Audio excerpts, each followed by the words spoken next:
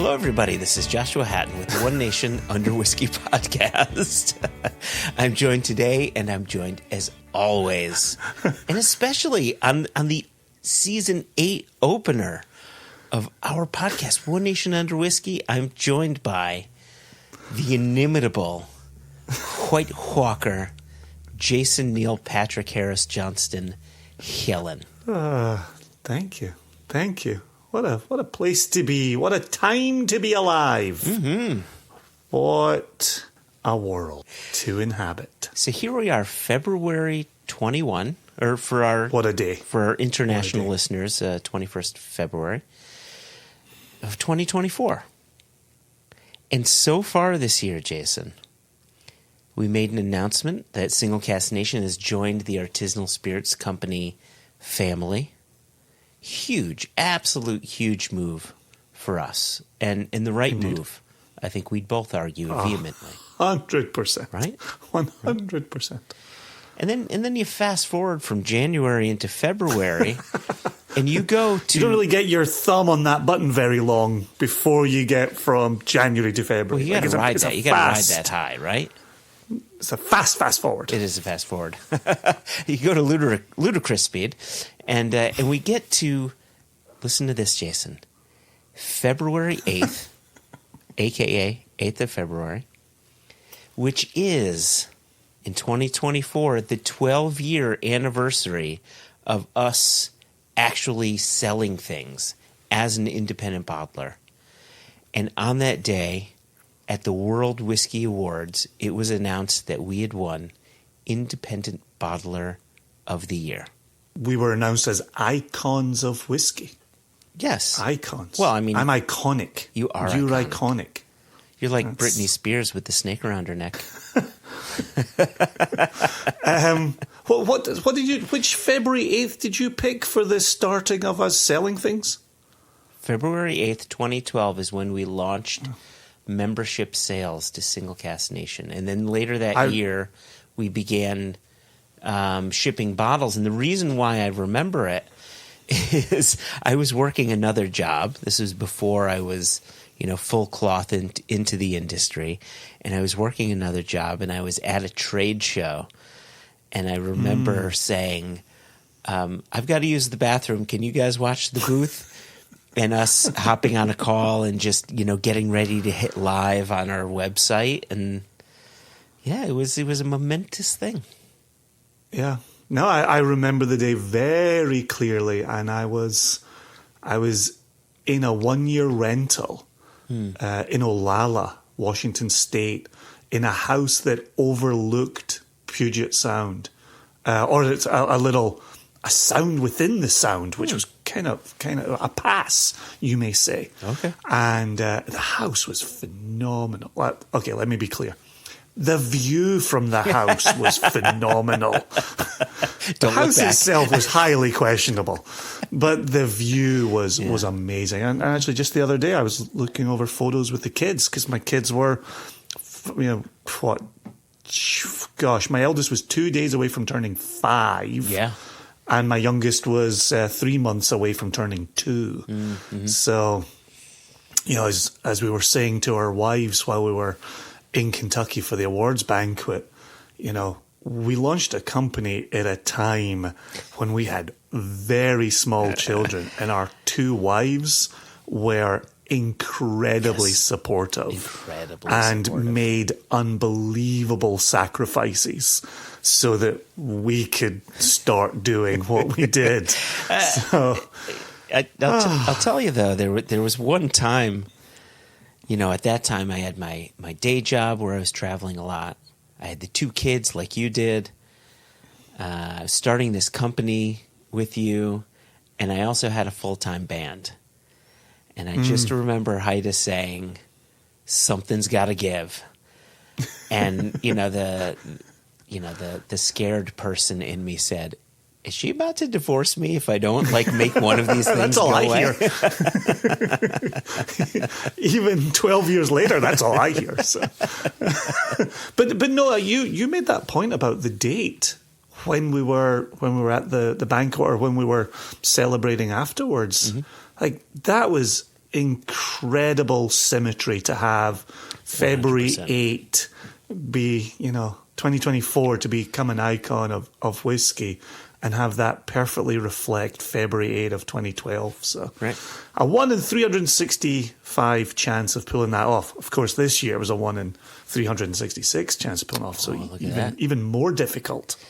So with that in mind, and I know we need to get to our interviewees. I'm really excited for our guest today. But with that in mind, just to sort of at least close my portion of the loop in this conversation, as a company, our first partnership, our first distillery that said, A, we want to work with you, followed up by B, we want to be the first distillery you bottle whiskey from, Isle of Arran.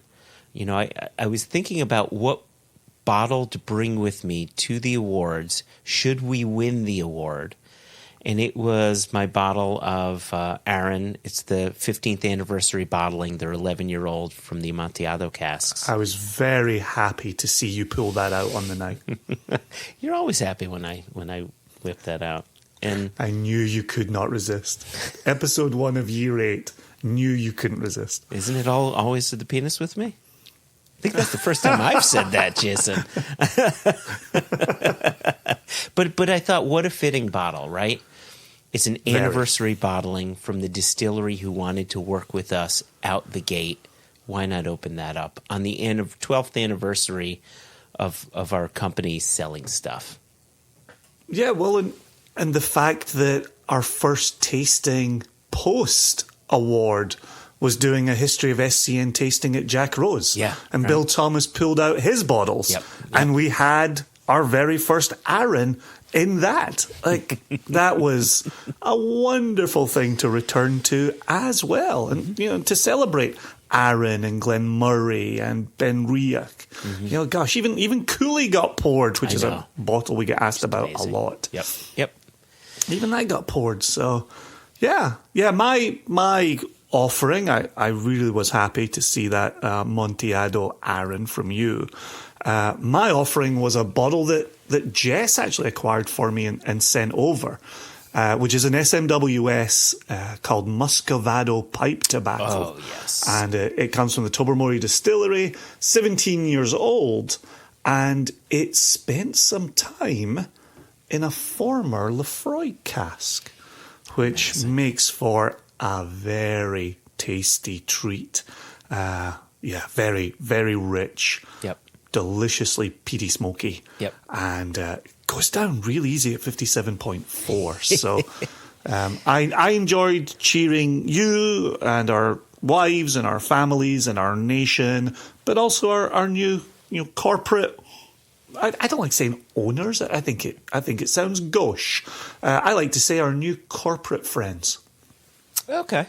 All right. Yeah, I like that better. I was going to go with corporate partners, but friends sounds that much more, right? Right. Yeah. Right. We had a very friendly time at the end of January with them all. Man. So. Yeah, absolutely brilliant. Being able, and our listeners are going to hear from two of the people that we hung out with, but being able Indeed. to spend time with the folks at the vaults and just meeting the team, people could not have been nicer. We joined the holiday party, and one of the people there, a woman named Julie, dragged me onto the dance floor so I could do my first Kaylee dance, which was she was great. I was not so great, but here we are. Now I was just thinking back to the fact that we actually got to celebrate Burns Night at the vaults, and you and I got to have our vegetarian haggis neeps and tatties. Yes. With a little whiskey cream sauce. That was so good. So good. It'd been far too long since I'd enjoyed that. So that was the whole thing. The whole thing was excellent. It's been an incredible start to 2024. Yep. We are, here we are staring the last week and a bit of February square in the face. Who the heck knows what March might bring? But January, February have been a rocking start. And that was my point. Like, we're off to an amazing start. So let's see what happens. And hey, if nothing as monumental as joining a new corporation and winning Icons of Whiskey Independent Bottler of the Year award, I'd be okay with that. Well, I can tease this. We'll circle back to this later in the episode, but we will have our first combined release to show that we're still Jason and Joshua, we're still Single Cask Nation, and we have the support of Steve Hawley over here. We've obviously got Jess overseas, and we've got ASC. It's great, really great. I feel like I'm really part of something that's bigger than it's ever been. Yep, agreed. Jason, if you wouldn't mind, could you give our listeners a quick introduction to our friends Kai Ivalo and Euan Campbell?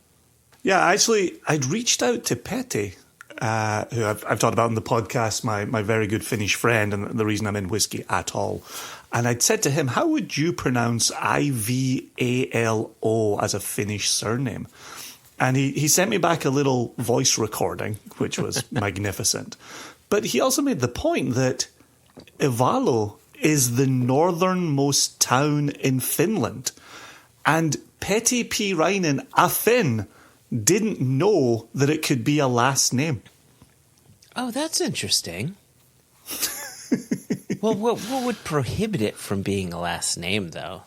Yeah, well, you're talking to somebody who's a Johnston, right? We have the town of Johnston in Scotland. Yeah. So, I am living that life. I've got the last name Hatton. You can't go through London without seeing the name Hatton everywhere. But as a town? Yeah, Hatton Gardens. Oh, named after a person. Yeah, named after a person. Well, either way, you're welcome. No, the natural counter to that is, aren't most towns named after people? Maybe true, may not be. I don't have the stats in front of me. I don't have the data. But one of the aspects I wanted to point out as we lead into this interview is Kai, at that holiday party that you were just referencing at the end of January in Edinburgh, Kai was celebrated for his 20 years with Scotch Malt Whisky Society. And we've known Kai for a long time. We've known of Kai longer than that. Oh, yeah. And so to see him celebrated for 20 years was magnificent.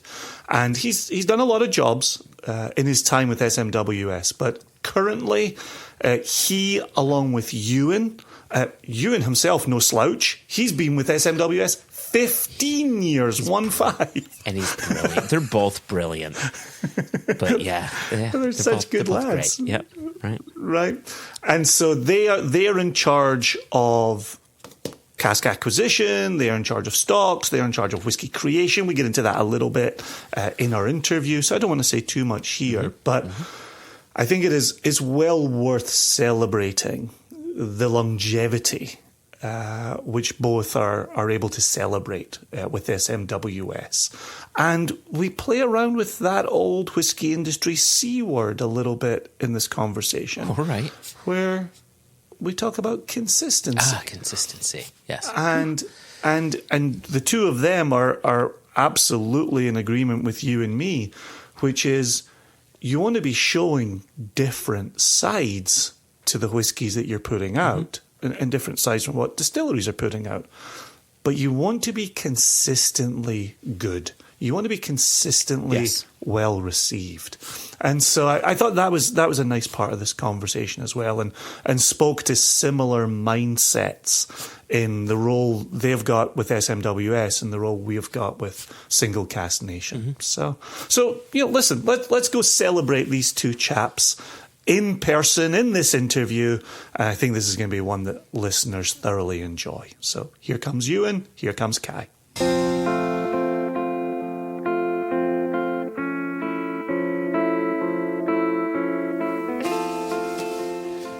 We're sitting here in the vaults. It is a wonderful Edinburgh day outside with dark clouds and bright sun and lots of rain. It's lovely to be home, even though I'm a West Coast guy. It's nice to be home as I sit here on the East Coast. Euan and Kai, you are stalwarts of... Kai just raised his eyebrows in the first 3 seconds of our conversation. Still smiling. You chaps have been here for a good while. Could you give us and give the listeners a little bit of background on when you started here, and even if there's a few glimpses into what you were doing before you started here? Kai, I know you've had a long, storied, illustrious, did I say long? Long yes. career in spirits. Tell us a bit more. Yeah, this is my 20th year at the Scotch Malt Whisky Society, so that's long enough, I guess. That's a good number. I, before that, used to work in advertising, in marketing, but long-term whisky enthusiast, which very much from my student days and beforehand in Aberdeen, as well, when back in the day in the mid-late 80s, when there was only about 3 single malts available on a bar, kind of thing, which is difficult to think about. And I suppose my first encounter with the Scotch Malt Whisky Society really was upstairs here, I think 1998.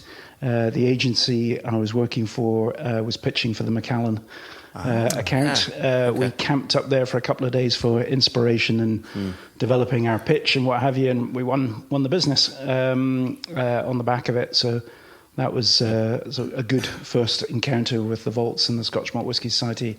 And then fast forward 2004, decided I want a career change. Wanted to, I guess, in advertising, there was sort of a joke that you're making a silk purse out of a sow's ear. And I wanted to go and work with a product that I really loved, really believed in. Yeah. This opportunity came around and I joined. So I originally started as sales and marketing director, but got involved in things like the tasting panel quite early on. Had a real interest in getting to really understand everything about the world of whiskey. In 2010, there was a bit of a restructuring going on, and essentially I took over the whiskey side of things itself as well, selection, bottling, all the rest of it. And really, I've had that since 2010 that I've looked after. And so, yeah, it was, obviously through until 2015 when Scotch Malt Whisky Society became independent from Glenmorangie at that stage, and we started the Artisanal Spirits Company. Was a director of that as well for a few years. And then really my role's now focused on whiskey and supply chain. So essentially my responsibility is everything from right at the beginning, sourcing the liquid, the selection process, obviously working with Euan on that side of things that he'll expand on, right through to bottles that have been produced from our supply chain site in Uddingston, heading out the door to members in the UK or on pallets heading around the world. There you go. I already have follow-up questions for you, but let's get you in on wax before I'll then pivot back to UK. Yeah, so this is my 15th year here. Those are 2 great numbers. There you go. Yeah, and I'm 38 this year, so it's quite a lengthy stint of my maturation has been at SMWS. First got into whiskey in the early 2000s at university, when I proudly had my 3 supermarket malts on my shelf in the dorm. And I worked in a whiskey shop between terms. Okay. So, I was surrounded by whiskey and whiskey books for a lot of the week in between those term times. And I really got the bug. In 2008, I took the chance to move up to Edinburgh, wanted to live in Edinburgh, and there was a job going at the vaults. Oh, okay. So I began working as a bar person late 2008. It was just after we had a relaunch, actually. The iconic green bottle that we use now just came out a couple of days before that. Okay, yeah. So it was all happening at the time. It was a wee bit of a baptism of fire as well. After my first shift, I was asked if I'd like to go and sit on a tasting panel, which was chaired by Charlie McLean. I'm not sure if they really took into account my scores or my opinions at that stage, but it was a great chance to kind of get to know how things worked in that sense. And I've done lots of different jobs for the company, whether it be involving organising tastings around the UK. And then in 2013, I joined Kai at head office working in the whisky side of things. So at that time we were owned by Glenmorangie, and so it was a slightly different landscape. We had all of their kind of procurement and supply chain and bottling helping us out. And in 2015 when we left, all of a sudden, we had to kind of learn how to do all that ourselves. And the day-to-day for me will be, Kai and I will be looking at strategy for what we need to buy. We'll be looking at existing stocks and wood strategy and how we want to develop the flavours that we've got coming up. And, we've got everything from 0 to 50-year-old casks in the warehouse. We've got ongoing panels every week or so. Samples coming in for whatever reason. You might be testing out new cooperage, testing samples at 3-6 months. So it's never, no 2 days are the same. So really my follow-up, as much as we're going to pivot back to Kai just for some order, is really for both of you. So please do think about answering it after Kai as well. But worth 20 years for you, Kai, and 15 years for you, Euan, what have you seen partly within whisky circles?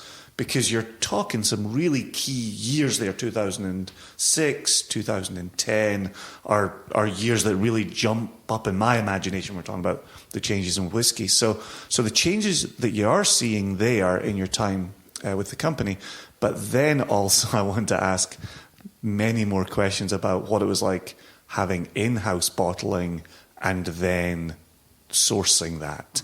But hold on to that thought. So what have you seen over those 20 years with whisky?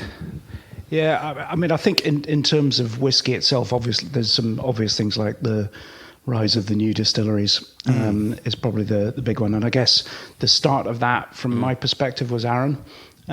Sure. When I first came in, we were bottling maybe 5-year-old Arran casks and things like that, which were, and they were really interesting because the quality was really very good right from the beginning, and I think they were a constant performer at the tasting panel as well. The other thing I would say as well, we were just touching on this earlier on, is I think that the quality of whiskey today is consistently better than it was way back when, 15, 20 years ago. Obviously, you had fantastic whiskies then, and quite different things available at the time that were maybe not necessarily available right now, but there was inconsistency. You would also have some absolute howlers in amongst everything else. So seeing that quality of new make spirit and wood selection has really moved on, and you can see that in terms of the research that's taken place in the last 20 years or 25 years that a lot of whiskey companies have acted upon. So I think those are some of the key things. And then in terms of the landscape, it's just ebbed and flowed as it always does. There are things. If I go back 20 years ago, there were legendary whiskies that were still available that you could get hold of and you didn't really think twice about. That's changed. Those have gone, but that's replaced by different experiences and things that we get hold of today. And we've gone through some challenging periods of being able to source whiskies through to other periods where things have loosened up a little bit. I'd say those were sort of some of the key observations on whiskey from me. I love it. Just before we move on to Euan here, for that consistency, there are some whiskey fans who profess to not like the C word of consistency. They liked the highest highs and then they understood there were lowest lows. Do you think whiskey as an industry is in a better position now with consistency? I would say so. So consistency actually is within SMWS is a word in terms of associated with quality. It's not about everything being the same, because that's clearly not what we're about. We're about variety as the core part of the whiskey proposition. So I'm talking about well-made spirit, and I think it is a good thing because we had some wonderful whiskies in the past that you'll think about and enjoy, but that was hit or miss in some instances as well, and that's that's not sustainable. You can't continue on that basis really. And you wonder too if the really good whiskeys were really good because you had the context of the not so good ones to help them along. Yeah, if you've got something maturing for like 40 years in a refill cask, I kind of hazard a guess the person that filled that cask did not know that it was going to be the great whiskey that it turned out to be. So you kind of have to strike this balance between, filling good quality wood and in the knowledge that it will yield good quality spirit, when maybe all you experienced was the best of the accidental of the past, if that makes sense. It does. Yep. So what have you seen over these 15 years? What kind of jumps out in your mind? I think it's the kind of the unpredictability. It's always an interesting ride to, as Kai kind of alluded to it, supply is very interesting, whether it's wood or spirit. At the moment we're seeing the price of bourbon barrels has gone absolutely through the roof. Yep. And we've been there before, back in, was it 2014, something like that? So yeah, they've kind of gone up massively in price recently, but it's kind of, swings and roundabouts, peaks and troughs. And it's a long game as well in terms of spirit supply. Some years you might get a distiller saying, sorry, we can't do anything, and you just, that's fine, let's chat next year. And then the opportunity is there for one reason or another. So, we were chatting about this earlier today as well. It's just trying to plan is a big challenge, but it's also really fun and interesting, and you have to adapt each year, to different fluctuations. So. Yeah, I think one thing I would say though is that in terms of trading and the relationships and the people that you're dealing with, that's a constant. There are new people that will come to the party, but Euan said long game. You absolutely have to look at this in terms of what we're doing as a long game.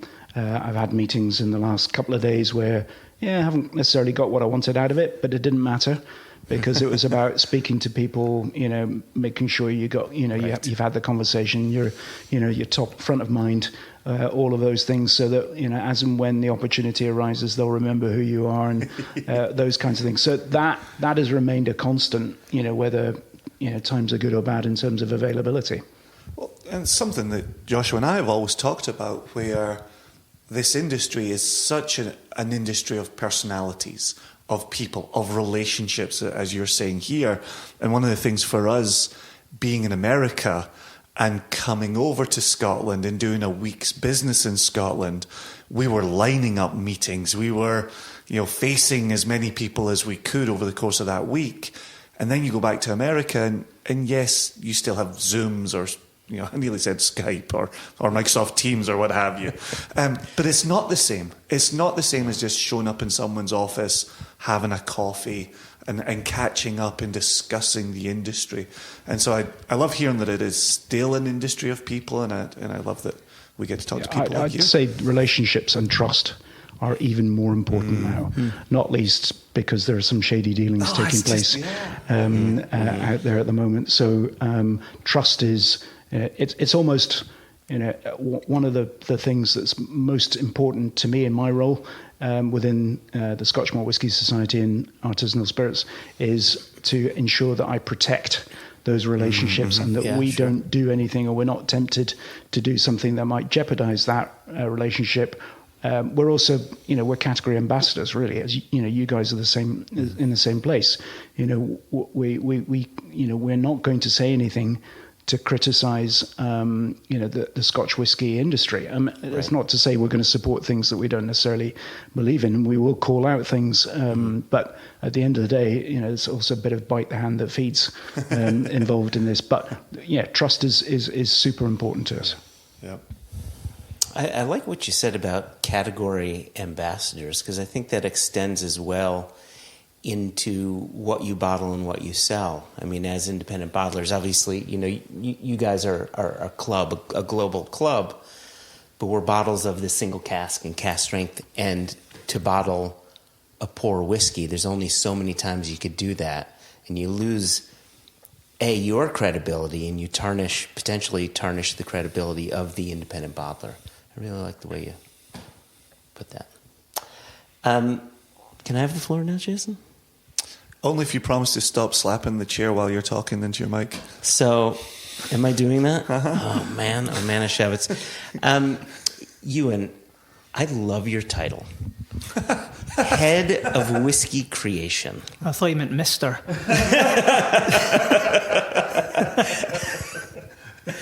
And I'd love to hear exactly what that means to you, and what you do to create whiskey. What does that encompass? Yeah, I guess on the face of it, because we started as doing single cask, single malt whiskey. Yeah. There's perhaps not that much creation in there, but over the years, as we've become more like masters of our own destiny, filling into wood of our choice, then you can start to see where we're shaping that spirit from the very start. So even in single cask selection, I'd say there's an element of creation in that, and then particularly we've got an additional maturation program with a big focus on sherried whiskey. We really enjoy sherry cask matured whiskey. Steering spirits in different directions, making sure they're spot on for bottling, and then there's a lot of fun to be had in our kind of experimental range, which you'll see in clear glass bottles. Yes. Where where we do some blended malts, some single malts, but they're small batches, and they tend to have really interesting stories, or I think they're interesting anyway. Where you might focus on a specific cooperage, or you might focus on a specific type of wood. Like we had one where the cooperage was selecting staves based on them having a higher than average lactone content, which kind of gives you those creamy coconutty vanilla flavors. Yeah. So we made a product that used only those casks to kind of provide those notes. It's really interesting. It's about looking at the wider industry and taking inspiration from that. It's about looking outside the whiskey industry as well. We had one inspired by some cognac methodology in terms of moving casks around moving spirit around through different casks and really kind of nurturing it in a way that perhaps is slightly different to is done in Scotch. Sure. Élevage kind of idea. Yeah. So and then in the spirits team we're all whiskey geeks, so we're constantly chatting, exchanging ideas, sending links. Have you seen what's come out recently?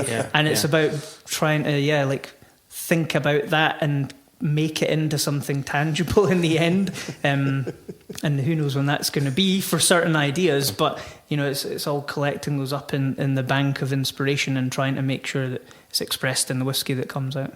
And does some of that get shaped by what you're sourcing and how you're sourcing, or once it's in-house you're taking a look through stocks and saying, how do we tell a particular story here? We're always trying to source as large a variety as we can, because that's kind of core to what we're looking to offer. So lots of different spirits in lots of different casks. I mean, when it comes to fillings, we tend to be bourbon and then a couple of different sherry varieties. But additional maturation, we can go a bit further. So when I'm looking at the stock list, it is really like a huge variety of different things, and it's trying to see in that matrix of binary code, like all these numbers flying by, what might make sense here, what could we pull together. And it's kind of the same with our the J.G. Thompson brand as well, which is focused on sort of three key flavours of rich, smoky and sweet. Yeah. Can you break down J.G. Thompson for us a bit more, and maybe talk about how that came to be and where your area of focus is on that?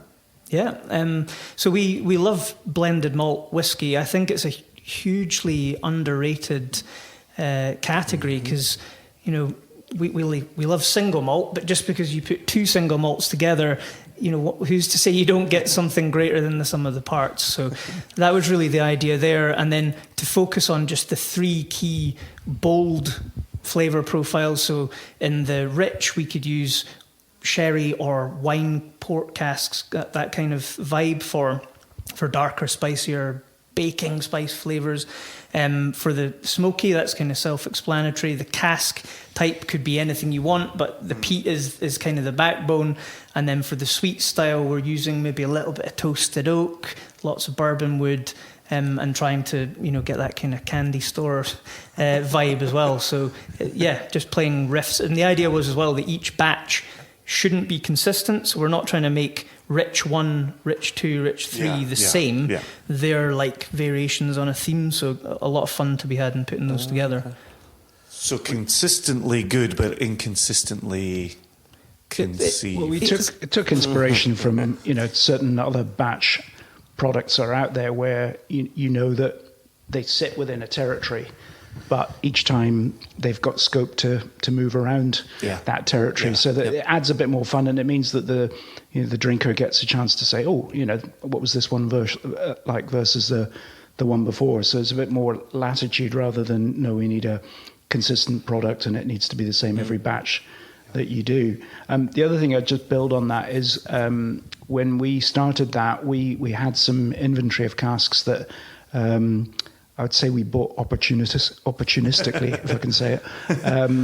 And there was a degree there of, they were involved in certain deals and trades. And one of them I'll pick on in particular is the 1972 blended grain whiskey. Just had that last night. It's all right, isn't it? Very all right. It's and really the story behind that is that we were given an opportunity to buy it in a discussion with a rather large international whiskey company whose name I'm not going to mention, but and it was one of those sort of end of a sort of meeting conversations where I've got some of this stuff. Would you like to try it? And we sort of went, yeah, all right, send some samples. And then Euan and I got the samples, and we were trying it. We just looked at each other and went, wow, that's fantastic. Yeah. And then there was a question, said, what would we use it for? No idea. Should we buy it? Yeah. And how many years later was it before suddenly we went, this is where we're going to use that? Yeah, it was like 5 years or something. We sat on it going, what? And that's still just there. Just the case that sometimes you've just got to trust your gut on things and just go, that doesn't quite fit. But I think that's part of an interesting experience. I was going to say journey. I did that we've had in SMWS where we started out as being single cask zealots, if I can put it that way. And actually, of all things, it was an experience with the wonderful Chip Tate from Balcones a few years ago, and he came to the UK, and I had a meeting with him, and I was asking him things about some Balcones, and then he was telling me that basically because of the evaporation losses and what have you, they were consolidating and then putting it into the cask. So I said, well, if we buy a cask from you, is that going to be single cask by definition? No. All right, cheerio. And because that's what we did, single cask. And that haunted me. I was like, this is ridiculous, because back to, Euan says, we're whiskey enthusiasts. If we taste something good, we think the members are going to enjoy that as well. So why do we get hung up on, a focus, a category, or something like that? So, in the same way, by that time, we came to some of these other things. We were in a position to say, let's buy these, because we don't yet quite know what we're going to do, but it's tasty stuff. So it will find a way. Well, and Joshua and I were talking about that this morning, walking through Edinburgh and coming here, where that ability to speculate, that ability to lay down whiskey was a dream for us. It was stunning, just being a two-man company, we were in a very different position than artisanal was. And for you to be able to make these larger decisions, it was so striking, and now we're within that inner circle, and it feels pretty amazing. But to that point, and this is a bit of a selfish question, but it gets back to Jason, what you were asking about when once you left Glenmorangie as ownership, and you didn't have a bottling hall anymore, and now you do have that. We're in that position where we were for 13 years working with third-party bottling halls, and now it's all internal. How has that helped you from a whiskey creation standpoint? Not just logistics, but from whiskey creation standpoint as well. I would say one of the kind of great examples of that is when we're making a small batch that has reduction. Yep. We will reduce over a longer period, so like really slow, taking the strength down very gradually over 2 weeks or something if we've got the vat space. Yeah. So having that kind of control and our own team, and you're not. Yeah, you've with a third-party bottler, and there are some great bottlers out there, but you're tying up their ability to produce for other people. Mm-hmm. Yeah. Whereas with it under our own roof, you've got this extra level of kind of creativity and maybe care that you could put into your own product. Yeah. So that's been really cool. That's great. I think in general, what I'd say is, and I'd very much reiterate what Euan says about the third-party bottlers. We spent 39 out of our 40 years in the Scotch Malt Whisky Society, largely using third-party bottlers, and they did a fabulous job for us, and particularly during the likes of the COVID period. I mean, it was amazing. I mean, it was a horrendous time. But when you've got your own crew working on things, it's not necessarily from a whiskey creation point of view, but in terms of quality, all the way through, you are 100% reassured. And I think that's really important. Right through to if you've got a haze issue, for example, the guys are now checking, turbidity. They've got options if we want to look at different filter, not chill filter, but, bag filter options through. So they're already thinking about some of those things and saying, what can we do? And they care right through to, a fun little thing was we have a neck label at the bottom of the capsule in the SMWS bottles, and the third-party bottlers were always hand-applying that. Well, we've got a machine that can do that. And the first time we ran it down the machine in Uddingston at our Masterton Bond site, there was about 5 of us all huddled around this one bottle going, wow, look at that. and I took a step back and went, this is slightly sad, but it's wonderful. This is a neck label, guys. We're excited. But it's wonderful because people care about the detail of making sure that bottle looks fantastic for the member, right through to the way that they're handling the casks, because they know and they recognise the value of the casks. You've even got the operators in the cask warehouse suggesting where we might put them or what to do with them and all of that. So there's a care that. I hope you can taste it. At the end of the day, you're not going to, but for me that's important that's all the way through as well. Yeah, you got to taste the love in the whiskey. Yeah, exactly. That's how it goes. So I'm still curious though, when you've been with Glenmorangie and you had the in-house bottling, and you really did have a day where you had to take that out. Had you known that was coming for a while? Did you have a small turnaround window to get that sorted? And we weren't kind of dropped straight away. They did gradually reduce that, and they helped us. So in the early days, it was Ben Riach that were doing the bottling for us, and so the Glenmorangie team helped set that up. Oh, wow. And so we worked with them for a few years, and I think we were still having some of our casks being tipped by Broxburn bottlers as well, which was part of the previous process. So there was a very well thought through transition that was put in place. I mean, they did everything to help set us up for success. Huh.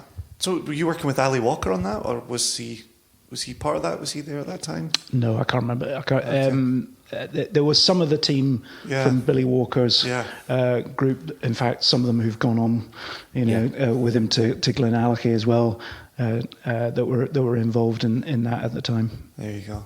We talked about sherry casks before, and we just so happened to have a sherried whiskey in our hands. Mm-hmm. And I'd been nosing this.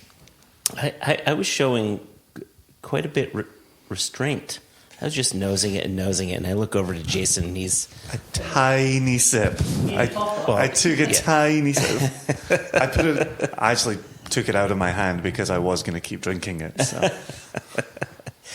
But the liquid is really, really excellent here. So, I mean, we don't have to go over tasting notes, but you hand selected some of these samples, as I understand it, and I'm curious as to what drew you to this one. Jason told me to pick this one. What Jason says, Euan does. Well, no, we literally sat down with a big list of potential candidates and just went through on a couple of hours in the evening because we were across the Atlantic. And this was one of the ones that we decided on. It's a 2010 from an Elgin distillery. And it spent some 54 months in a first fill Spanish oak Oloroso hoggy. So quite a chunky period of time in that second cask. Would have been bourbon wood prior to that. My initial thought was that it was second fill sherry. So the fact that it's a finish makes additional sense. Maturation. Yeah, there you go. Additional maturation. I love that. Well, because we've always kind of thought that finish sounds very short and it's like 6 months or something. Yeah. Whereas we're aiming for 2 years minimum, unless it's virgin oak when it could be, a little bit ready a little bit sooner.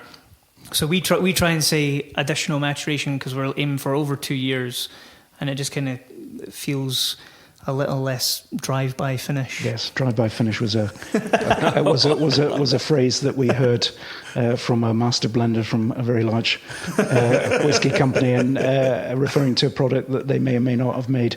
And we decided that if people are referring to that kind of term, then perhaps we need to create our own.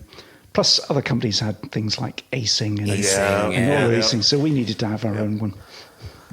Yeah, but back to your point a second ago, Joshua, is all four of us here are engaged in the sourcing of liquid going forward. Yes. And the fact that, yes, over, I got to get it right this time, over a Microsoft Teams, you and I, I'm looking at Euan here, you and I were in the artisanal spreadsheet that is gargantuan and incredible and wonderful. And there was that sense of, what are you looking for? What is the nation looking for? And we talk flavours, and we talk profiles, and we talk ages, and we talk about price points. And this morning at our meeting with you, Kai, we started talking about what's the future for SMWS casks with artisanal?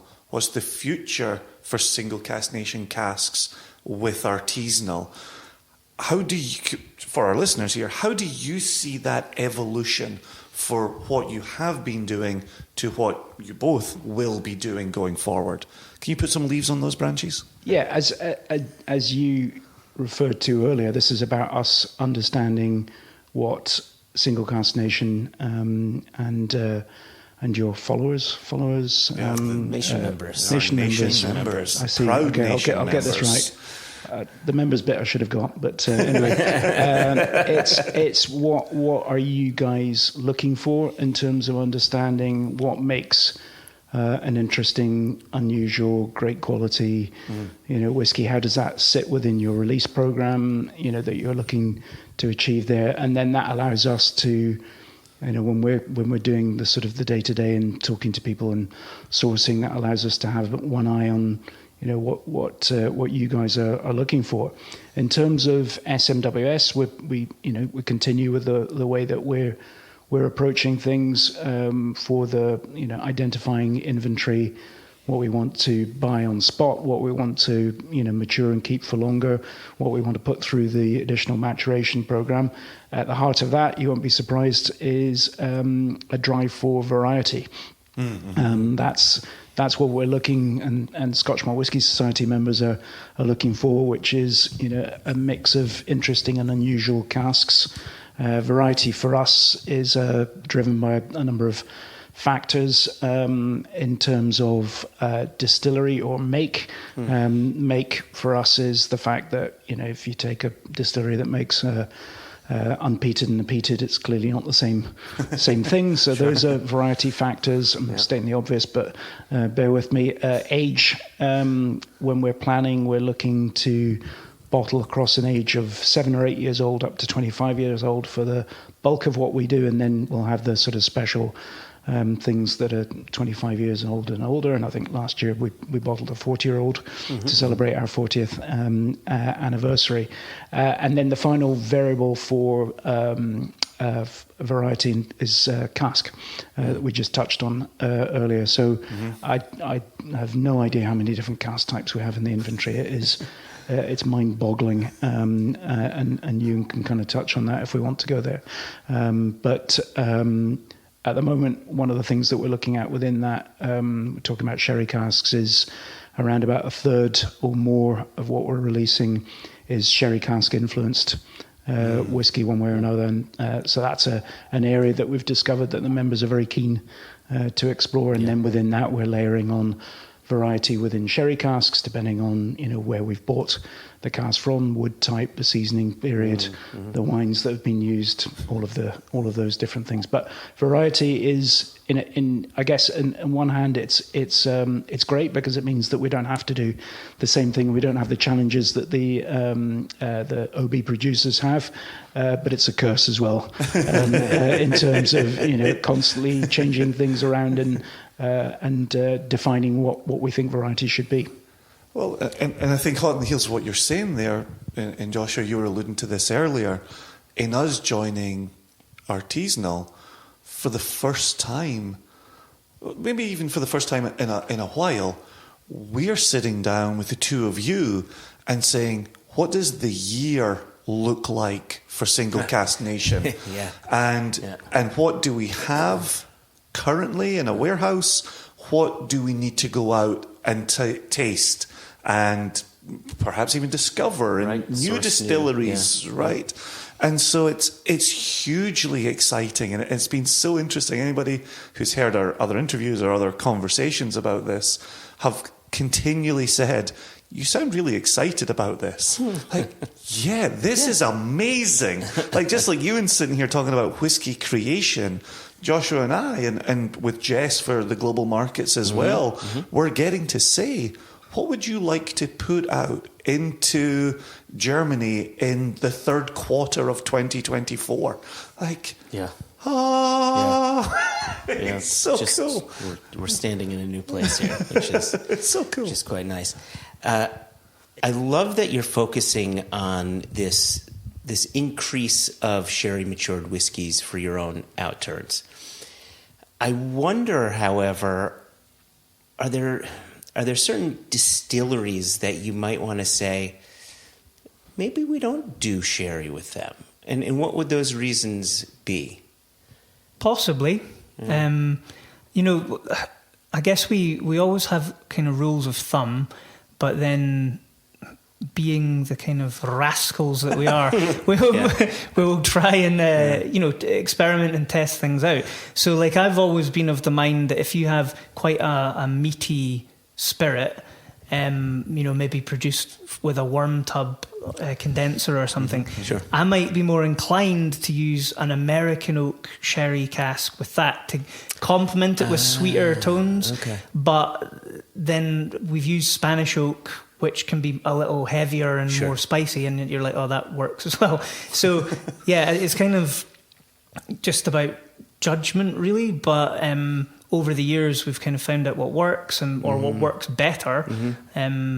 It's always a learning experience.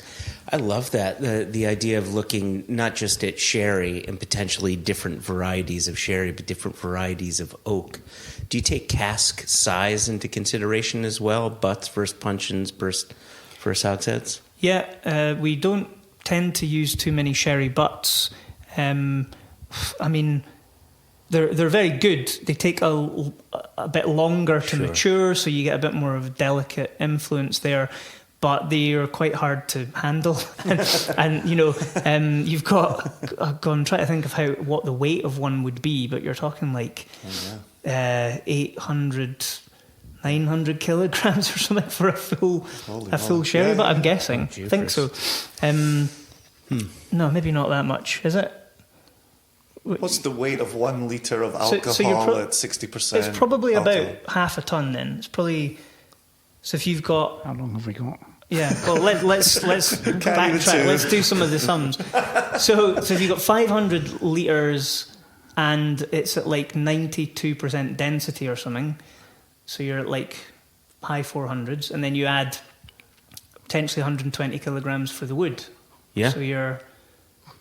Yeah. Anyway. Does this make good podcast? This is awesome. This is so great. cool. Oh my gosh. Nobody has worked out the weight of a butt on the podcast. And this is episode 1 of season 8. Yeah, so thank you. Wow. Trailblazer. Well, I'm just off the top of my head trying to think of it. But anyway, hogsheads are the preferred vessel. We have used quarter casks as well, which are obviously quite intense. And then recently we commissioned some 200-litre barrels to season with sherry, just to see if we could discern a difference between hoggies and maybe get a bit of a balance. So it's a bit more intense than a hoggy, but... not quite as intense as a quarter cask. So the watch would be 125 litres. The one thing I'd add on this is all of this is on the back of a lot of visits to Jerez and meeting lots of different cooperages, bodegas and what have you. So this is really about, I think the other part of the equation, at the risk of stating the obvious, is really good quality casks. And also... the asking an awful lot of questions throughout the process of different people, going to see, different stages of the process, going to the wineries, tasting the wine that's being matured. Some of the casks we have are in our own seasoning program, which Euan just alluded to, where we have full control of the whole process that's in there. So it really is important that you do that, we think, and that we put the time and the effort and the money into sourcing, casks directly from the producers rather than going through brokers or other routes and what have you. And in fact, we've had our fingers burnt on that some years ago as well. Also, I mean, when we talk about sherry casks, in the broadest sense, we are looking at fortified wines and other types of casks as well. So sherry casks, as you'll know, are really only referring to the sherry triangle where they come from. And the ones that we buy that are sherry casks will have the Consejo barcodes on them as well. But we are also curious about what happens when you buy a PX or an Oloroso casks from Montilla or from Malaga or from other areas. So that's another area of exploration and experimentation that we're looking at, that again will provide another layer for the members' experience in terms of these very flavoursome casks that we're bottling from. I love hearing that you've got this seasoning program in place and that you're not shying away from it. It seems to be this common trope. People slag off the idea of seasoned sherry casks because the old vintage sherry casks are so much better, right? I'm not saying that. I'm saying that's what people say, but I think I think the flavors are different, and please feel free to disagree with me. It's not that one is better than the other. It's that they're different. Quite often when we do tastings and we talk about whiskeys that are young versus old, it's not that the young whiskey is a lesser whiskey. It's just it's doing one thing that young whiskeys do, and old whiskey does things that old whiskeys do. So do you find the same with that? Certainly. I would agree with you. I would never say something was better. It's just a different end product. But coming back to consistency, with seasoned casks, you're able to, by choosing the supplier or the cooperage you're going to work with, you can see where the wood comes from. You can see how long they dry it for, and all their methodology, how long they toast it for. You can, in some cases, select the winery that it's going to. We visit the casks, we taste the wines from the seasoned casks. And with old bodega or like Solera casks that may have been used for 50 to 100 years. There is literally no traceability. You have no idea, like sometimes even what oak type it's made from. So you really have to be able to go and check those before you use them. So they're good to use, but they're very, very risky. They could have been in situ for years. They could have had bacterial infections. They could have had the odd stave replaced. They could have wormholes. Lead patches. Yeah, lead patches. Sulphur candles all the way through the winemaking process once it's been emptied before it's refilled. And there's not really a record of that. And, the person selling it to you knows you want to hear that it hasn't had sulphur candles burned in it. So, if you want consistency and control from end to end, then seasoned casks are a fantastic way to go. And the suppliers we work with are very open book and take us all over, to show transparency, their process and the people they work with. The proof of that as well is that every time we get a truckload of cask from Jerez, one of our team will go on site to nose all of the casks. So that's, again, another sort of level of the quality, attention to detail. And we're doing that just to check that, they are what we thought they were going to be, even if they've got a stencil on the side. But it's to ensure that they are all quality before we start filling them with spirit or mature whiskey. And I think this is where it's really been borne out. When we've had deliveries of old ex-bodega casks, they're all over the place. As soon as you get one of the seasoned casks coming through, everyone on the nail, and it's just like, wow, bang, bang, bang, bang, bang. It's fantastic, and that gives you the confidence going forward, because you've got that fixed variable that you can then deploy. And because each cask matures differently, as we know anyway, you're not creating homogeneous releases. You're creating a consistency and quality, like Kai said before, in the wood. And then everything can kind of diverge as it matures, and you get class whiskey at the end of it. Class whiskey. Class whiskey. I feel that every day on One Nation Under Whiskey. Class whiskey. One Nation Under Class whiskey. So as we're just kind of moving towards the end here, in our next episode, we're going to be speaking with Lost Lantern, very much an American-based, American-focused independent bottler. And we'll talk about their business over there. But I'm curious, as we're sitting here at the vaults in Edinburgh with both of you, what are you seeing? Because I know you've been in America. I know you've sourced in America. I know that we'll be exploring some sourcing for artisanal in America going forward. How is American single malt, perhaps American bourbon, American rye? How does that do within SMWS? And do you have any members coming in asking for key numbers, even if we can't then say what they are? I'm not yet sure we've got to the stage of key numbers. I think because they're still relatively infrequent that we're bottling. The people who are interested in bourbon and rye in particular are going to come in and buy those and enjoy them. I think that American single malt is there's definitely a following for one or two of those, and I think, but you'll know this better than we do. It's in its infancy. It's in the foothills. Sure. It hasn't even been recognised officially in America, for goodness' sake. And I think anytime I'm speaking to people, I have to feel sorry for them, having to explain what it is and why the mash bill is just one grain. Although obviously some of them engineer that in. And for good reason in terms of the flavour, thinking about Westland's five grain mash bill and things like that. But then you hear them saying, oh, you guys make Scotch, like that, and they're having to explain what. So it's a really tough ask. And then on top of that, particularly because we're selling to established whiskey markets, which is where the society has presence, they're then up against Scotch whiskies that are maybe better understood, known, have a higher age statement on them as well. So you're combating all of those things. Having said that, you're definitely starting to see a following for those that have a really, I think, a distinct flavor profile. So you could just stay in Seattle alone on that one. On one side you've got Westland, then you've got Copperworks. Nice. I like both of them. Absolutely love Copperworks. That's just got a real richness to it in terms of what they're creating.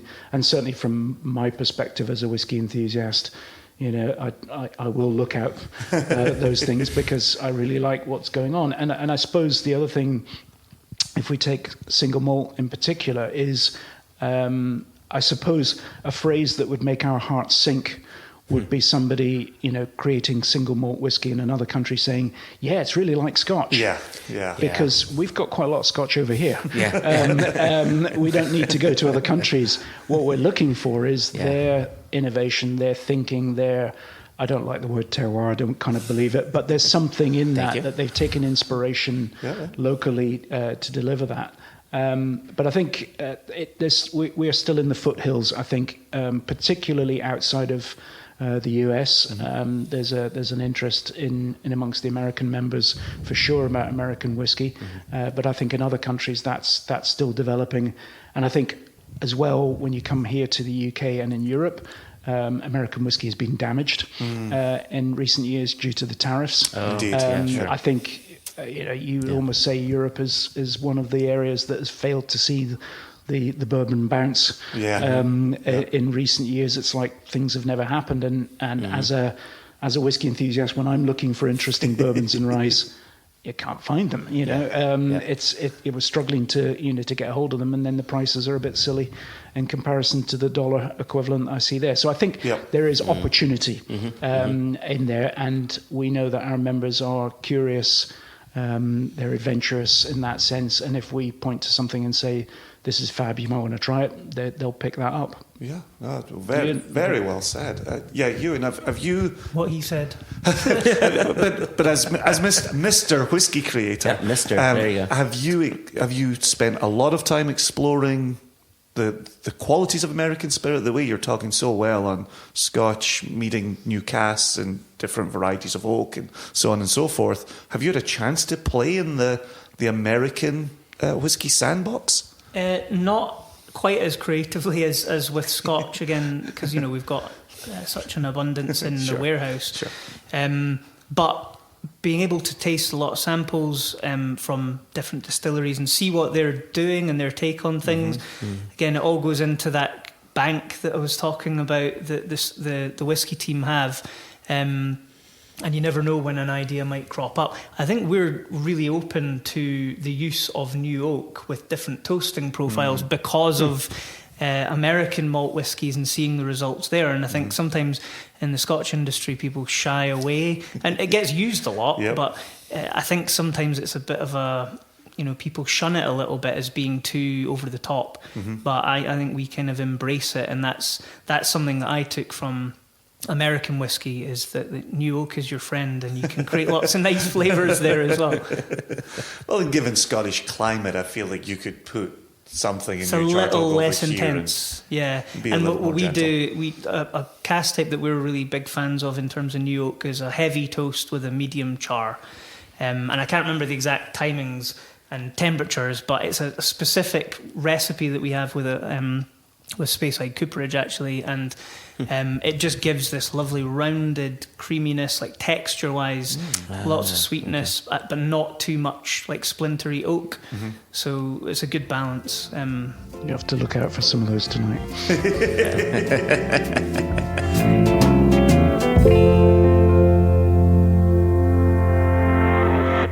Kai, Euan, thank you both so much for joining us. It was really nice of you to take a little time out of your day to talk to us about what it is that you do, how you do it, why you do it, a bit of the history, which I thought was cool, getting to learn a bit more about J.G. Thompson, which is a name most people don't know about, but I think should, because the whiskey's pretty damn cracking.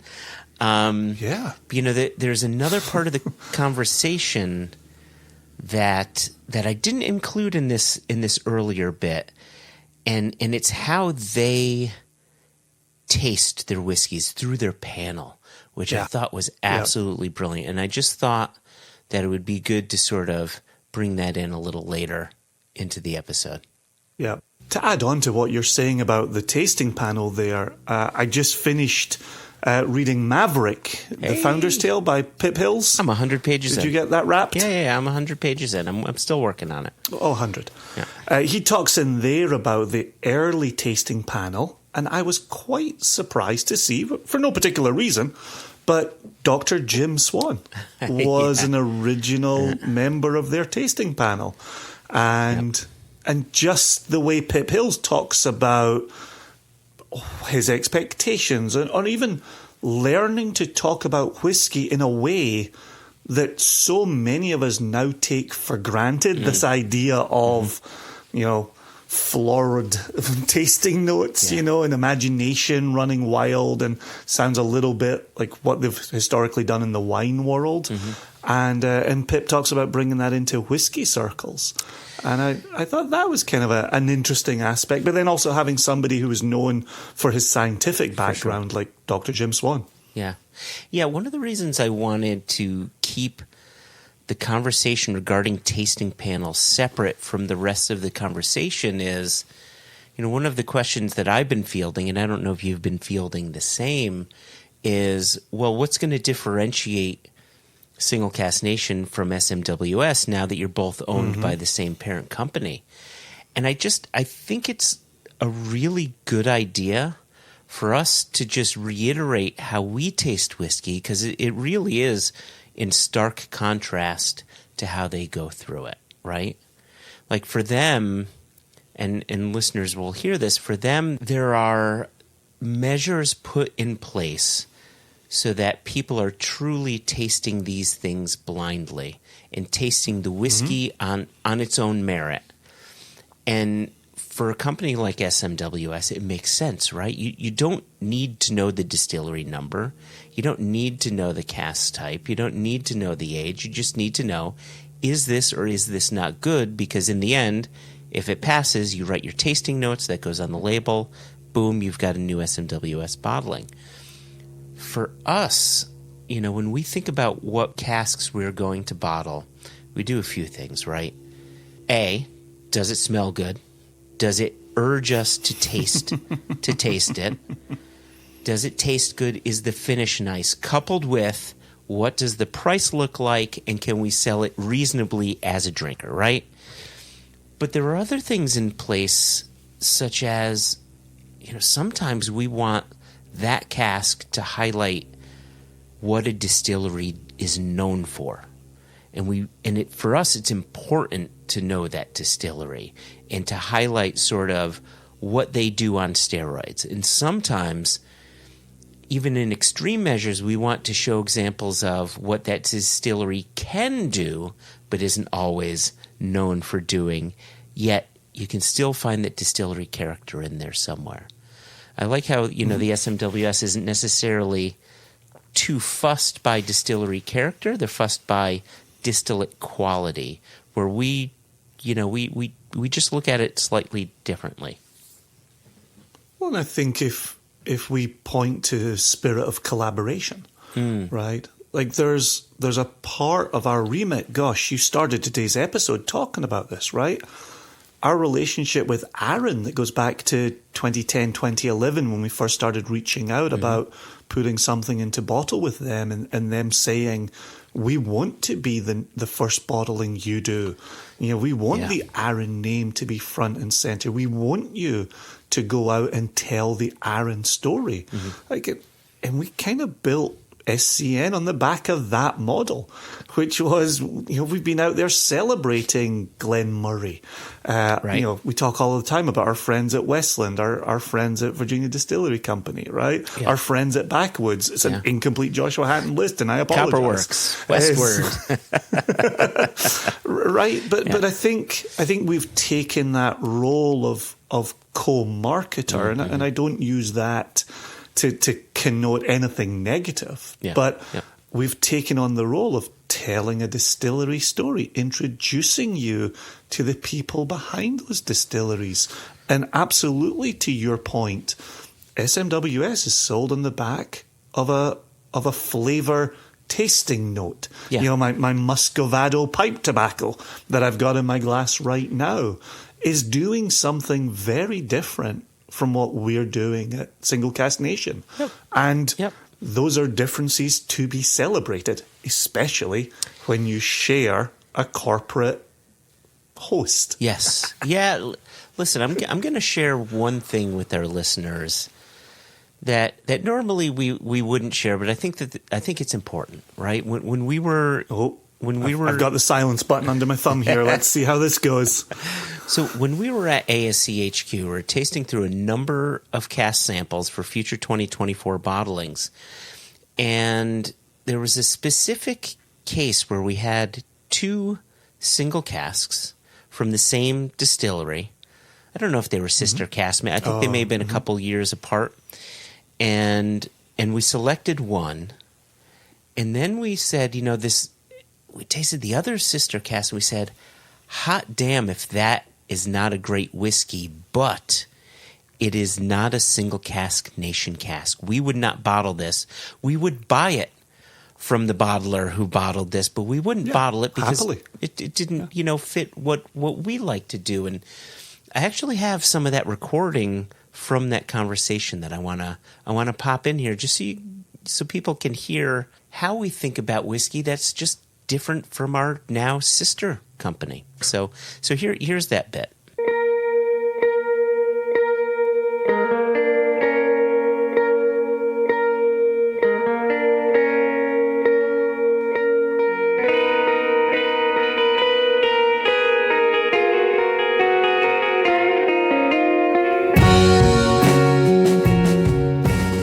I must did that thing again where I sniffed the microphone rather Already than did it this go around. Right.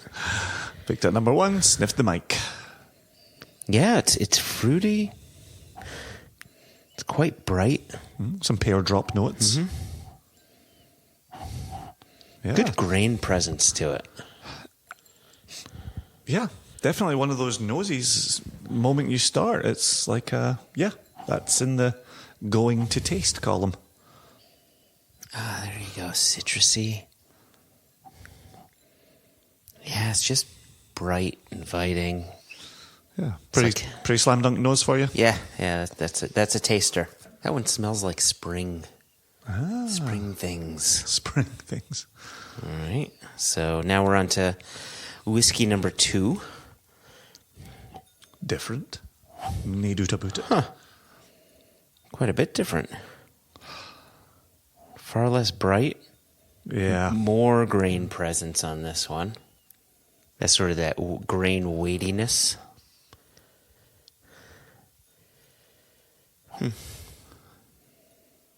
Equally interesting. I'm still focused on that horse of a different colour kind of quality to it. Yeah. It doesn't jump out the glass in the same way as the first. No, yeah, right. If you were to have just these 2 on a table, I'd want to sip the first one. Yeah. Before the second. Yeah. Do you think that nose is interesting enough for you? I do. Okay. I do, because I'm trying to think of it out of context. Prepare to fast forward! Preparing to fast forward. Fast forward! Fast forwarding, sir.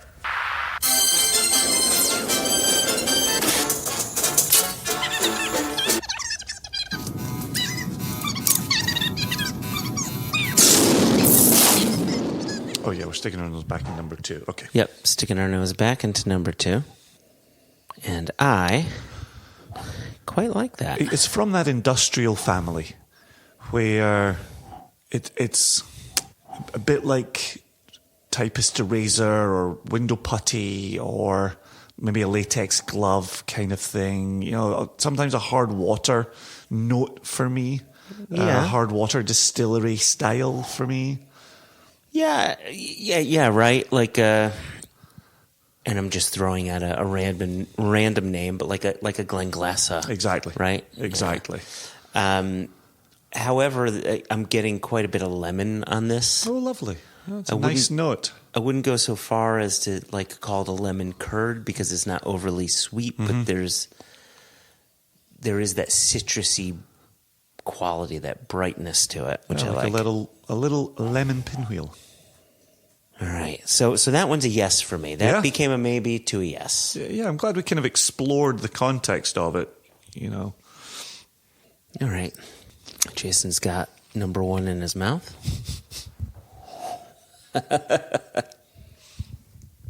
To be fair, you did put it there. Ooh. To be fair. Oh, that milk chocolate. Straight through the center of the palate. And bright. Real bright. Fresh. Invigorating. Zesty. Yeah. Effervescent. Right? I think it's got that little effervescent, like, zip to it. Zing. That's a tasty treat. Yeah. And even just sitting here, sometimes those lighter, zestier whiskies can pass through the finish quite quickly. This has got oils layered on the tongue and a nice, long, lingering, warming finish as well. Yeah. So, you're tasting these blind. I know what the distilleries are, and I would argue that this is well within the distillery style, house style, and very true to it. So that I like. Very nice. Yeah. I think that's a selection. Sorry. That's a selection. It's for people listening here, I realize for some things we're putting out, specific notes on the nose, specific flavors, and in some instances we're not doing that. Yeah, I just straight up like it. Right? It's for us. We're looking for that connective tissue from nose to palate to finish. Is it interesting? Would I want to open it? Would I want to share it? Once we say yes to a whiskey, then, even though we get notes immediately, then we really dig in and look for those notes. We don't necessarily do it immediately. No, this is a selection process. This is not the writing of notes. Correct. We're also, getting through a few samples, so we don't want to dilly-dally. All right. I tell you, number two has a time and a place, but I don't know if it's a reach for whiskey. Yeah, I wouldn't reach around for this whiskey. You had to. I had to, Jason. What do you think of it on the palate? Yeah. Well, I've only had the one sip, right? I want to see what happens. I'll tell you, that's good weight. It's quite a bit more fruity than the other one. I think the first one that we had a good bit of milk chocolate on it. I would go so far as to say it's a good whiskey without being a single cask nation whiskey. There you go. Well said. I feel like you and I are sitting here looking at each other, looking for a better reason to pick it or not pick it. Really a better reason to make a decision. Yeah. And I think anytime you and I are looking at each other for reasons, I think we know it's not speaking to us. Yeah. It's not speaking SCN. Yeah. But there's nothing wrong with it. Honestly, it's a weird thing to try and describe, but it's not quite textured enough or luxurious on the palate enough for...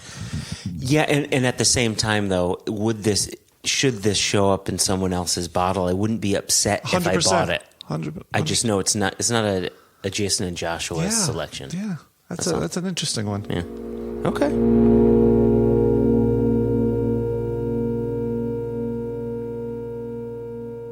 You see what I'm saying, Jason? I really think that highlights how we're going to select a cask. Or not select one. But I think it's a very interesting moment when you say we're not going to select that for SCN, but I wouldn't be upset if I purchased that bottle from another independent bottler. Like, that's a weird thing to say. It felt weird even when we were saying it, and you and I agreed wholeheartedly with each other. Yeah. We totally understood what we were saying about single cask nation and what goes into our bottles. Well, I think, when I buy whiskeys from Cadden Heads, or if I buy it from Gordon MacPhail, or, insert independent bottler here, there are certain things that I expect those bottlers to do. And that particular cask I wouldn't expect from Single Cask Nation. So that's why we said no to it. So, and I buy from those independent bottlers, right? You buy from those independent bottlers. So absolutely, I do. Again, right? Everybody has their reasons for bottling this cask or that cask. And it was nice to be able to sort of stand our ground a little bit and say, yes, we sell in the U.S., we sell in this country and that country, but we don't need to bottle that. We can let that move on. So, speaking of what we put in bottle, and before we return to the audio with Euan and Kai about the tasting panel, do you want to wake up the paper boy? I'm so glad you asked. I mean, it's 2024. Fucker needs to wake up. Extra, extra! Read all about it! Life story of Playboy Penny! Extra, extra! Extra, extra! Read all about it! Me and that Playboy and So we have plans afoot for a host of releases. We're not going to cover them all this very moment, but we are going to let you know about them and their existence in this very moment. Mm-hmm. We have the first 3 Single Cask Nation online US releases. Mm-hmm. Almost ready to go. Almost. We have the 3 Single Cask Nation online US follow-up bottles almost ready to go. And just to be clear, almost ready to go simply means we're just waiting for the stuff to hit the port, be released from the port, go into our warehouse, so then we can start selling. Stuff is bottled. I just wanted to clarify for our listeners. And we have US retail that definitely fits that remit of waiting for it to clear port. Mm-hmm. And then that'll start making its way through distribution in the United States. You'll start seeing that on retail store shelves. Yep. So more information coming as that starts to happen.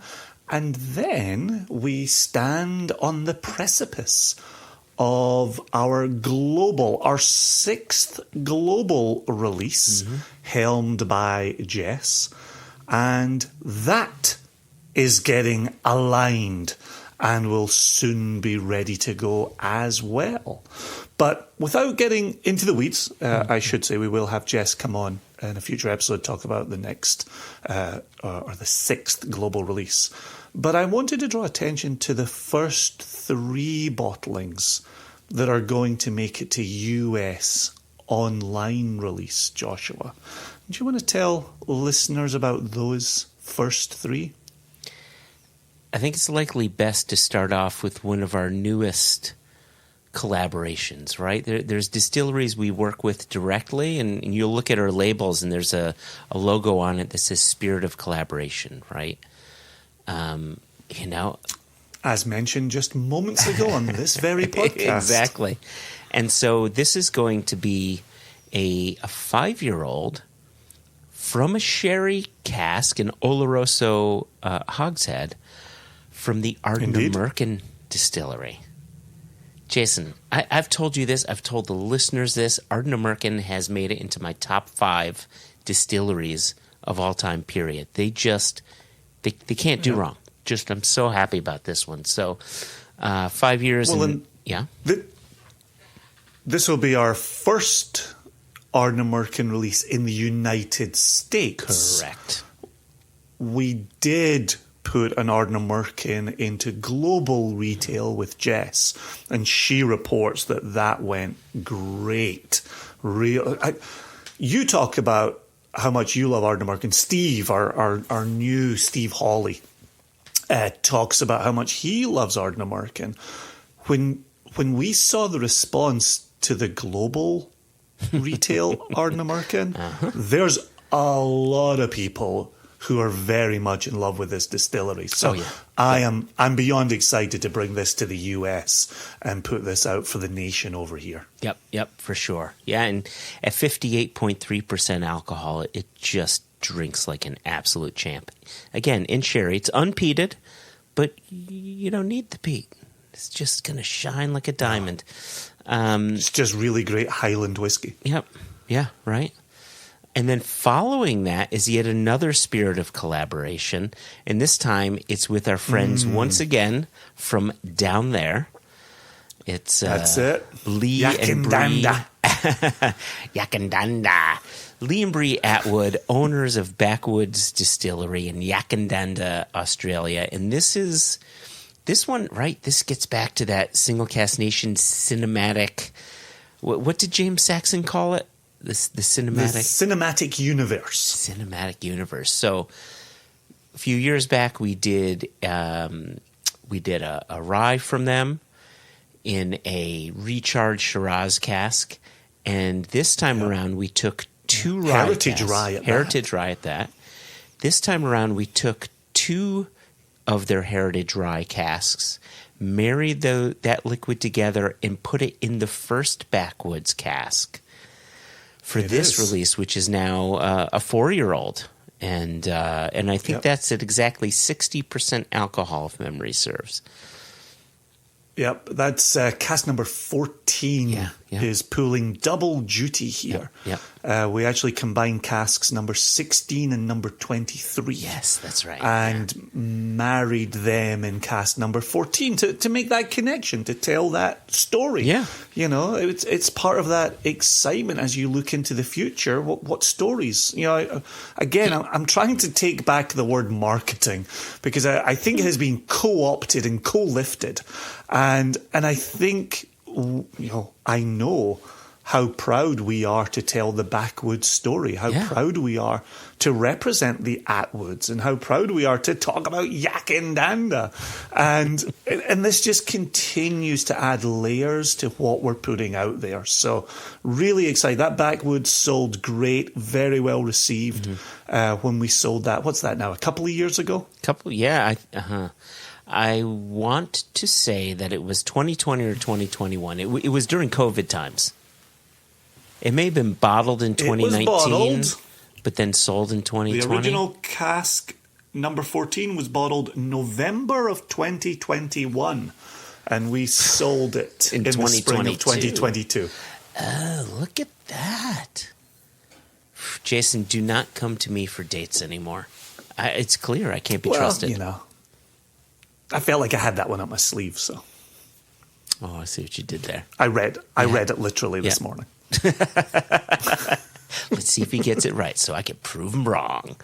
And then finally, this one is. I mean, they're all exciting, but for those that like their single malt Scotch whiskey with a bit of age and a bit of smoke, we've got an Ardmore 25-year-old.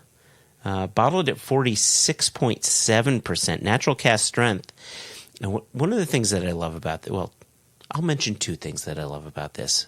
Thing number one, this was produced back in a time when Ardmore was, they were still heating their stills with direct fire, coal-driven direct fire. And it made for a different kind of spirit than what Ardmore is doing now. It was much sweeter in style. Not to say that what they're doing now is worse. It's just simply different. And I love that older, sweeter style of Ardmore. So that's Ardmore in refill bourbon hoggy. And the other thing that I like about it, Andrew Dane, who we had on the podcast just a few episodes ago, and who is the CEO of Artisanal Spirits, this is his distillery. Right, this is his baby, and to think that we bottled it before us joining that family started just was nice. It was a nice thing that told me maybe this is the right move. Yeah, we've had this in the warehouse for a few years now. A couple of years. Been sitting on it for a while. Yeah, getting this out and just releasing it at a time that we meet Andrew Dane, and Andrew Dane starts talking about his love of late 90s Ardmore, and we did, in that interview we started talking about 25-year-old Ardmore single casks and how they're just delightful and delicious. So yeah, that's 3 great releases to come out the gate with and show what Single Cask Nation will be doing in concert with Artisanal Spirits Company. Yeah. And how much we love what we're putting out and how much we stand behind what we're putting out here. So indeed. So yeah, there will be an email to the nation in the US to let you know how to get your hands on these once we finalise pricing, once everything is landed and in the warehouse. Plenty more detail to share, but we were excited and wanted to get this the words around these first 3 out there. Indeed.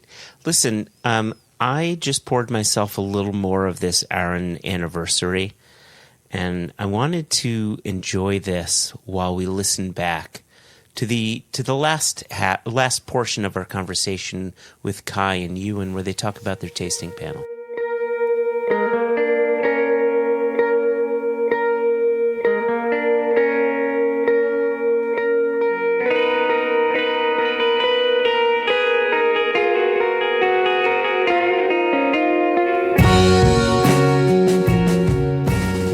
Listen, before we get out of here, there's one thing I've always found fascinating, which is your selection process. And it's different from ours, right? Jason and I get together, we nose, we taste the samples, it's yay or nay. Sometimes Jess will join us for global market things as well. But you guys have a panel.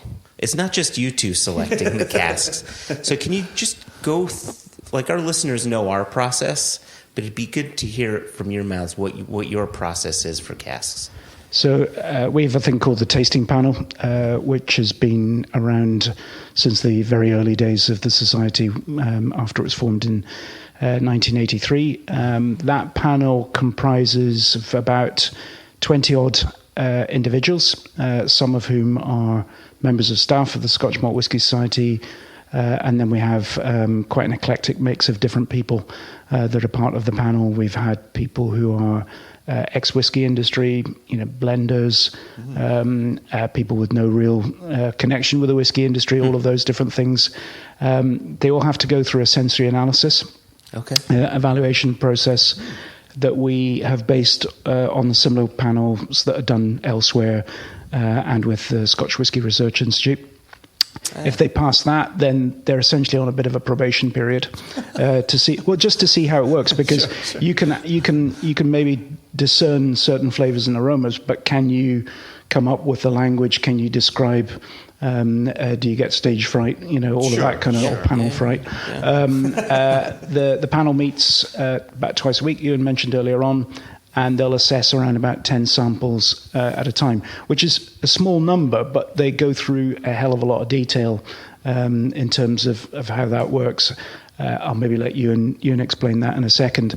I suppose the main point I would make is that panel has full authority in terms of its judgment of the whiskey. So if I think this is an amazing sample that's going to the panel. I'm really looking forward to seeing what they say, and it passing. And Euan's the same, and they come back and say, "No, we don't like it. We will not bottle it." Wow. That's been the case right since the beginning. We'll put. I think I'm not so sure it's on the bottle now, but back in the day, we used to have a statement saying that. That's because we don't put the name of the distillery on the front of the label. Members have to take a bit of. There's sometimes a leap of confidence in terms of what is this? I don't know what it is, or that kind of thing. The key thing that they can anchor that back to is it has gone to a panel of usually 4 people who have sat there, who have rigorously interrogated that whiskey and determined whether or not it's fit for bottling for SMWS. There is a further layer in that Euan may then afterwards turn around and go, yeah, but I'm still not bottling it. And so we can there may be other criteria that leads to that. Do you want to add to that, Euan? Yeah, I think the important thing for the panel is that they are impartial and they can focus on the flavour and the experience element, because we see everything behind the scenes. So I could have a pet project, you know, a prototype product that I'm really excited about, but they don't know anything about the history of it or what it's going to be or why they're tasting it. They're just looking at what's in the glass. So their feedback is really, really important. And, you know, quite a lot of the time, thankfully, they agree with, if we like something, they like it too. But that's a really important thing, is to have this kind of sounding board to get other people's opinions. And yeah, we're all whiskey geeks. Again, I said that before. So to be able to chat with them, and we take part in some of the panels as well. And, you know, people have different strengths and weaknesses and different ways of describing things. So we can piece together an interesting sort of hive mind of whiskey fans to assess what we want to consider for bottling. When you're sitting in on those panels, are you careful to avoid leading the witness, or do you sometimes feel like you do want to give a little bit of that backstory to further understand what's in the glass? So the way that we do it kind of prevents that. We have an app online that all of the samples are uploaded into, and when we taste the whiskey, it's done in silence. So we will. Joshua and I cannot imagine silence. Well, so the way it works is we give a kind of colour rating. We've got a colour chart. I'm not quite sure why we do that. We've been collecting that data for one day it'll be used. One day we'll use it. We've got a lot of data on colour. Then we've got reduced nose. Neat nose score, taste score, add water, repeat. Okay. And then right at the end, we will all share our thoughts. So there's no like, oh, isn't this this is brilliant, guys, isn't it? There's no leading the witness. It's right at the end that you come together and share your opinions. And then there's a lot of chat, I imagine, much like your guys' tasting sessions. And at that point as well, they'll recommend what flavour profile. So our whiskies go into one of 12 flavour profiles, and it's a consensus there that decides what that profile is. Very cool. And the last bit to it is, does the selection have to be unanimous? Can one person have veto power to say, listen, I hear what you guys say, but I just don't think that this is going to work? You can't really make a rule for it. You kind of have to look at each assessment on its own merit. So, you know, if something's going to be really old and valuable, you definitely want it to be unanimous. But if someone doesn't like it, but it's just because it's not their bag, it's not because they're getting flaws, you might speak to the panel chair. So always have a kind of more senior person heading up each session, and you'll just ask them, what did you think about this? I see that so-and-so didn't like it, and they can provide a bit of guidance on that. But you take each one as it comes, and we've got all the tasting notes and everything written out that come to us after the session. So there's a lot of data to kind of pick over and go, actually, I think that's definitely okay, even though one of 4 wasn't as keen as the other 3. Wow. Or we can just put it back to a different panel, just to see, get a double check. There's an issue with it. It might also be that one of us or a few of us in the whiskey team decide to try it then afterwards to then decide, do we want to put it back, or is there genuinely an issue? I think there are certain off notes that clearly, as soon as you see it being mentioned, that's a flag, and you want to go and explore that, and then pick up. You'll know that some people are more sensitive to certain compounds. So things like, for example, sulfur. In general, we would all say sulfur is a bad thing, but there are definitely whiskies you've tried that are on the sort of slightly eggy side of things, like Pastel Donato or something like that, and you go, I kind of know what's going in there, but it's adding character and flavour. And certainly if you have that with a combination of which distillery it's come from, you kind of go, that's character. That's what that is. Exactly. So you have to have that judgment in there as well. Yep. Well, we could keep going, right? We are whiskey geeks, and we could keep talking away. But I just want to say, we've been on site for a few days. We've been meeting many members from Artisanal, have been welcomed into the family here, and it has been an absolute treat. So thanks to you two, most sincerely, but also to the rest of the team at Artisanal. This has been One Nation Under Class Whisky. Class Whisky. From the vaults in Edinburgh. Cheers, lads. Cheers. You're very welcome. Cheers.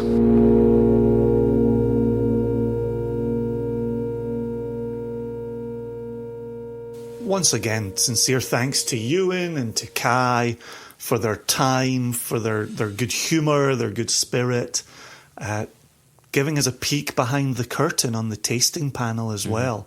I'm glad we could return to that part of the recording and really enjoy it. You had recharged your glass before we went into it. I recharged my glass during it. So indeed. I'm happily sipping on a little more Muscovado pipe tobacco. Which is a great title. I just love saying that. So lyrical. Yeah, I know we need to get out of here, but I just wanted to bring this up again. Thinking back to the earlier part of our conversation with Kai and Euan just on the fly going about the weight of a sherry butt and the liquid inside. It says, if it's if it's 92% density, and it's like, and he's just like boom, boom, boom, boom, boom. He's like, I hope that makes for good podcasting. That was brilliant. God, I loved that. Just as you're casting an eye backwards there, I'm thinking myself about my induction to the Keepers, and at our table was Kai. Yes, and at the end of the night, got to share a couple of words with him, and he handed over his business card and had said, "Hey, you guys need anything? Don't hesitate to reach out." That was October of 2022.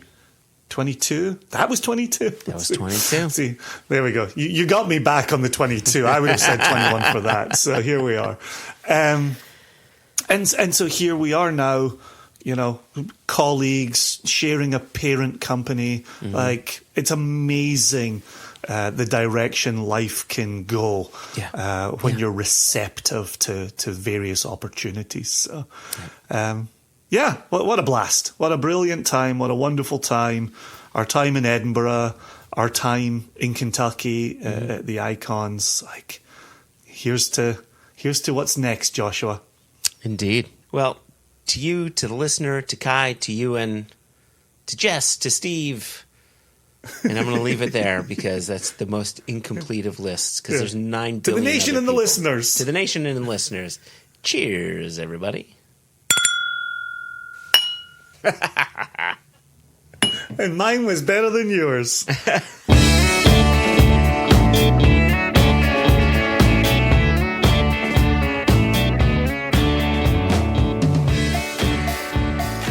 One elephant, two elephant, three elephant, four elephant, five elephant. Very good. I came and went. Some I took off a nanosecond, some I added a nanosecond. But I think it'll all come out. When it's just you and me, I can just watch your lips and fantasize. That's exactly where I thought this was going. Is he going to wet him? Is he going to wet his lips? Wet them? One elephant. Two elephants. 3 elephant. Yeah. You made it gross. That explains why Haida was asking for my elephant impression last week.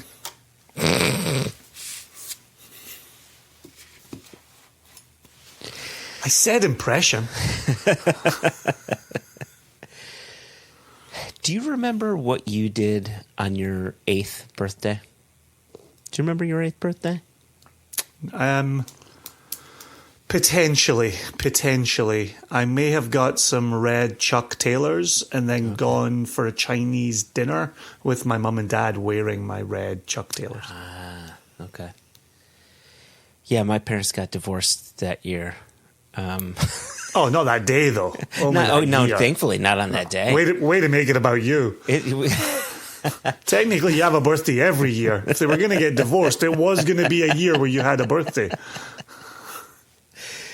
Yeah, it's funny. I don't remember my 8th birthday. What would I have been into in 1981? It would have been Star Wars.